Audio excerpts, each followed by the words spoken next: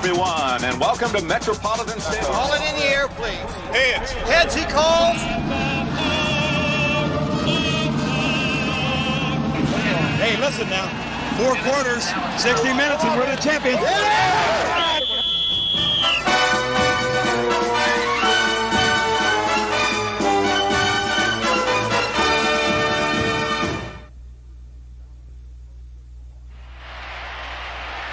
Two teams dominated pro football in 1977. One was totally predictable, the other totally unexpected. The Denver Broncos had not won a single title in their 18-year history. But after waiting patiently for almost 2 decades, broken promises became answered prayers for Bronco fans as their team unseated a world champion and captured the AFC Championship.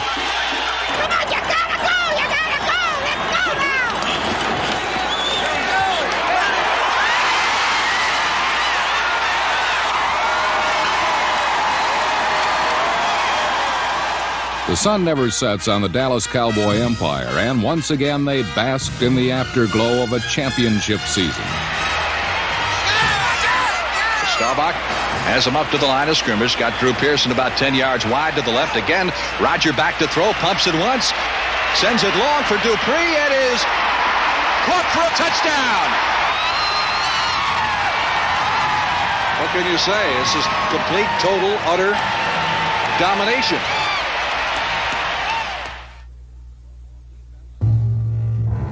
Defense stood head and shoulders above offense in 1977.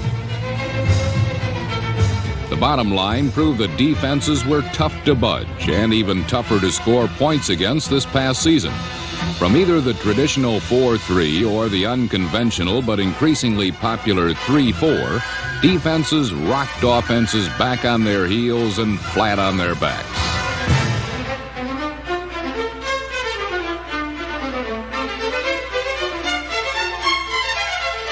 Blockers were outnumbered and overpowered, and quarterbacks became sitting ducks in the shambles of the pass pocket.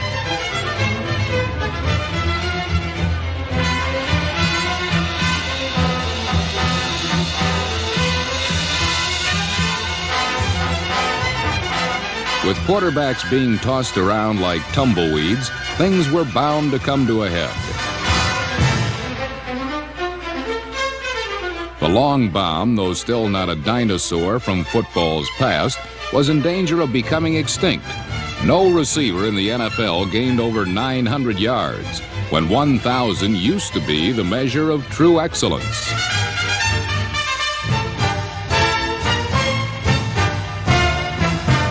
Even the old tried and true throw to the post succeeded as much by luck as by design.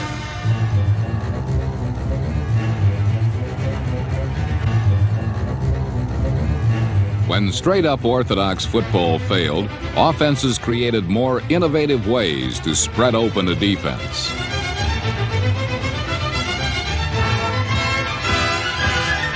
It takes a special individual to circumnavigate a football field and find his way home to 6 points. Such a man is the Houston Oilers' Billy Johnson. Johnson is pro football's long-distance runner and the last of a dying breed, the triple threat. As a ball carrier, he averaged over 17 yards a carry and scored a 61-yard touchdown.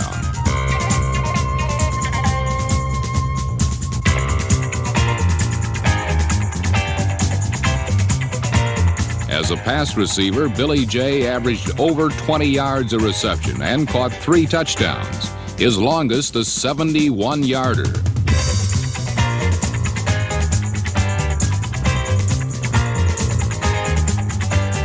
6-point dance was Billy's signature, but his trademark was returning kickoffs and punts, something no one did any better.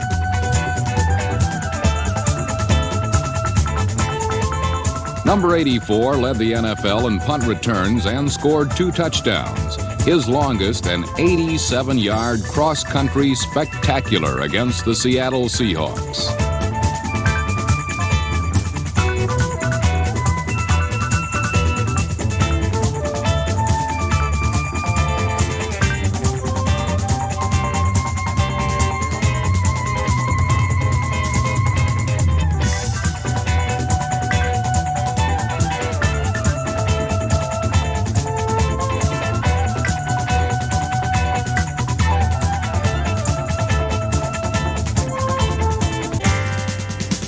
In an age of specialists, tiny Billy Johnson was a virtuoso as he scored touchdowns running, receiving, and returning, and averaged a gaudy 60 yards in so doing.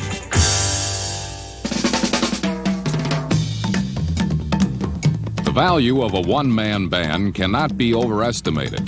The Chicago Bears were a team who played notably off-key for many seasons until the dazzle of Walter Payton almost single-handedly carried them to the playoffs. Sweet Walter set a single-game rushing record of 275 yards and for most of the year threatened to erase O.J. Simpson's single-season mark of 2,003 yards. Payton's unique talents overcame such glaring Bear deficiencies as a lack of a proven quarterback and a championship-caliber defense to become pro football's premier running back.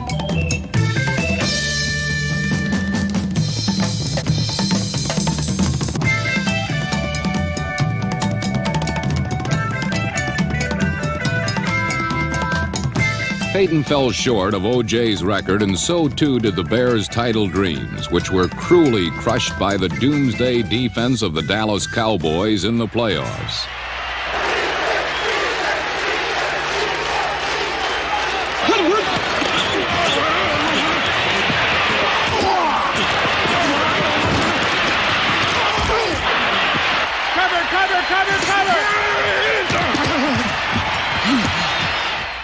In 1977, Tom Landry had many reasons to smile. His defense was ranked number 1 in the NFL, and so too was an offense generaled by calm and collected Roger Staubach. The Cowboys' horn of plenty spilled to overflowing with the addition of number 33, Tony Dorsett, who gave them the one element they have historically lacked: 1,000 yards of breakaway speed.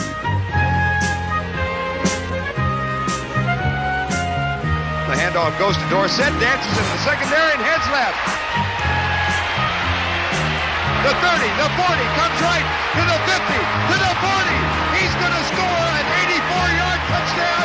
Tony Dorsett, 84 yards on the touchdown.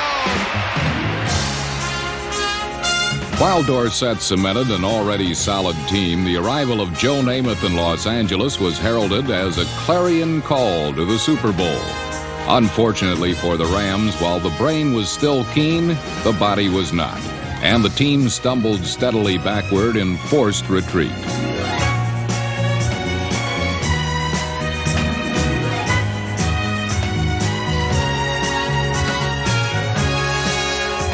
The king was dead. Long live the king. Fortunately for the Rams, young and princely Pat Hayden, number 11, sprightly stepped in and led them to the NFC Western title and a crushing 35-3 victory over the Minnesota Vikings.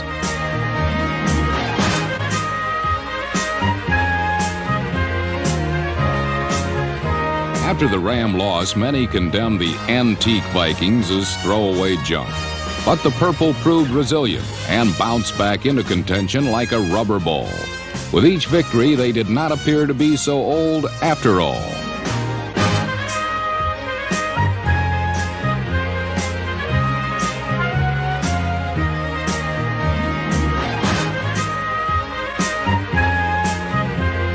Even the crucial loss of quarterback Fran Tarkenton failed to disrupt their drive to the NFC Central title, which was climaxed by a heroic rally that saw them transform a 24-0 San Francisco 49er lead into a 28-27 victory.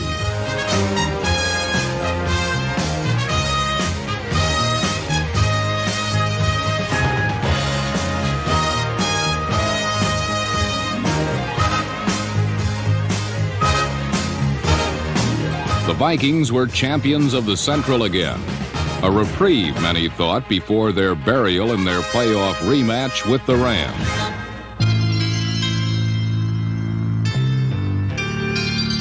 It was the Norse custom to bury Vikings aboard a burning ship at sea. But in the Coliseum, the game proved a soggy funeral for the Rams' Super Bowl ambitions. Minnesota won 14-7. And instead of the dispirited Rams, it was the Vikings who would contest the mighty Dallas Cowboys for the NFC Championship.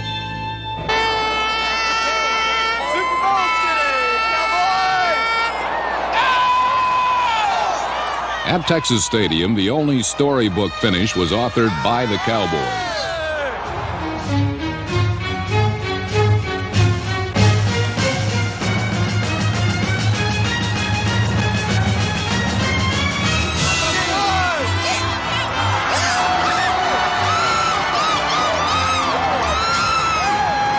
The Dallas Cowboys won convincingly 27-6 and swept into the Super Bowl for the fourth time in their history.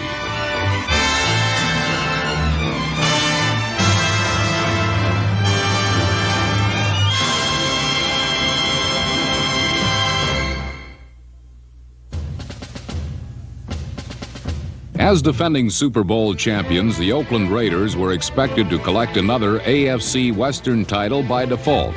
They had a premier quarterback in number 12, Ken Stabler, and the NFC's best tight end, number 87, Dave Casper. This combination led Oakland to an 11-3 record, good enough to win the title most seasons, but not in 1977, as the proud Raiders fell a game short of the Cinderella Denver Broncos. The team's success, coupled with the boundless enthusiasm of their fans, created the season-long craziness called Broncomania. It began as a love affair with the team and mushroomed into a social epidemic.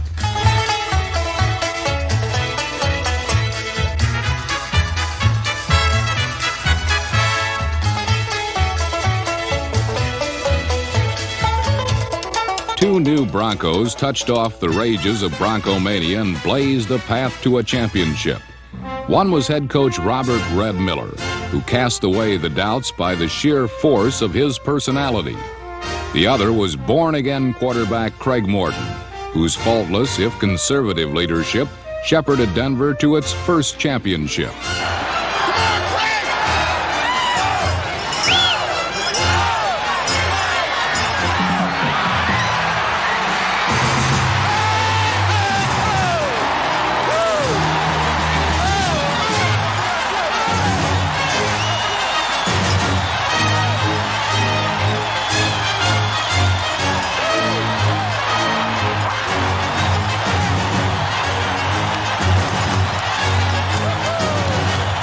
Denver rode on a roller coaster of unbridled enthusiasm.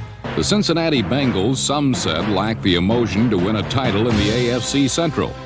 But in the 13th week, they overcame the jinx of the Pittsburgh Steelers, a team they had not beaten in 6 straight games.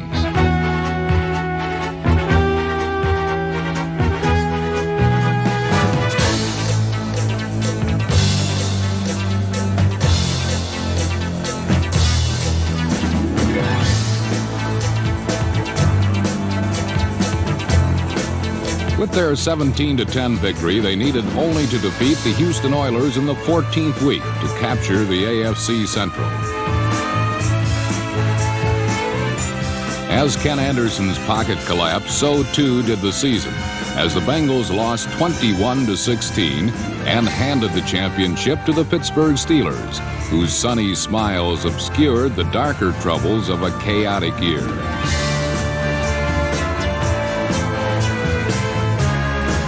Miami Dolphins were expected to swim upstream, fighting the heavy tides in the AFC East. Don Shula is a positive thinker and certifiably a coaching genius, and his surprising team was in the thick of the fight throughout the 1977 season.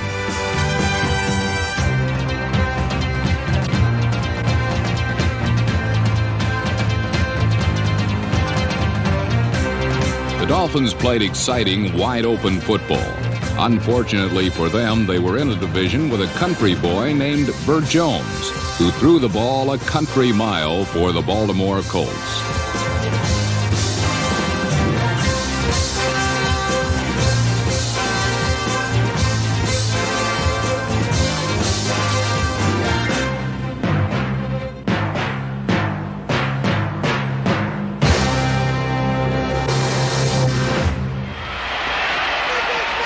To win the East, Baltimore had to defeat the New England Patriots in the season's 14th week.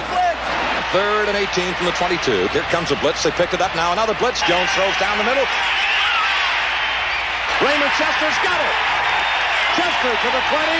Chester to the 10, to the 5. Scores! Played their hearts out, but the Colts have won the game. It is all over. Baltimore's Memorial Stadium is an outdoor insane asylum. Memorial Stadium rockets with great cheers for a deserving, very courageous, and most importantly, victorious Baltimore Colt football team. The Colts' 30-24 victory over New England put them into the playoffs, where they faced the Oakland Raiders and the slingshot passing accuracy of Ken Stabler.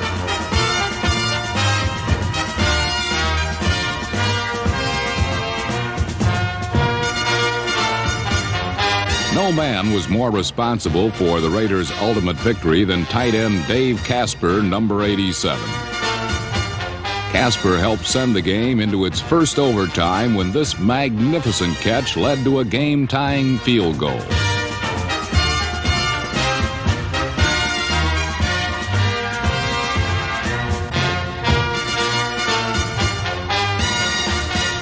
Then in the second overtime, after 75 minutes and 43 seconds of play, Casper's touchdown catch ended the third longest game in NFL history, as Oakland defeated Baltimore 37-31. The Raiders then traveled to the Mile High City to face Denver and 75,000 Bronco Maniacs for the AFC Championship. Let's go! Go now! Come on now! Hold on to the ball! Craig Morton's first completion of the day resulted in a 74-yard touchdown by Haven Moses, number 25. And the Denver Broncos never had to look back on this, the brightest day in their 18-year history.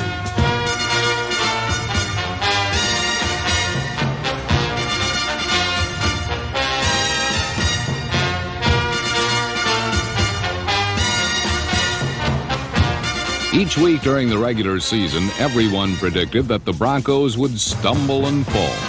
But here in 1977's 16th week, their path ran straight and smooth and led directly to Super Bowl 12. Jumping up and down on the sidelines. The fans respond. Listen to this crowd. The Broncos on the field. It is over. The miracle has happened. The Broncos are going to the Super Bowl.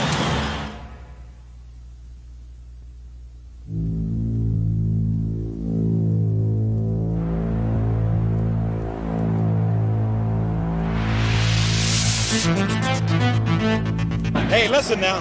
4 quarters, 60 minutes, and we're the champions. Yeah! Let's go, baby! The question in Super Bowl 12 was whether Denver's emotional binge outweighed Dallas' clear-cut superiority in talent. Unfortunately for Denver, it was doomsday in the Dome as the Cowboy defense dominated and the Orange was crushed.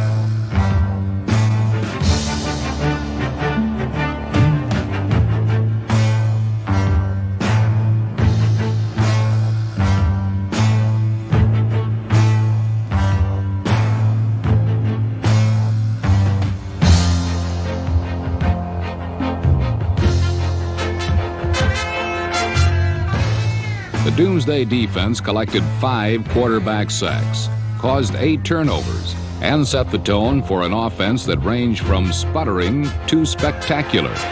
Shotgun formation, Preston Pearson and Tony Dorsett in the backfield, along with Roger Staubach. A 3-man rush again.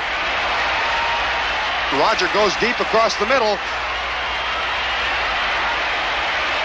Way downfield, and Butch Johnson caught! Touchdown! A sensational diving catch by Butch Johnson, the Cowboys' second-year wide receiver. The Cowboys led Denver 20-10 in the fourth quarter. And with 7 minutes remaining, it was the proper moment for a play they call Fire Toss 38, halfback lead, fullback pass.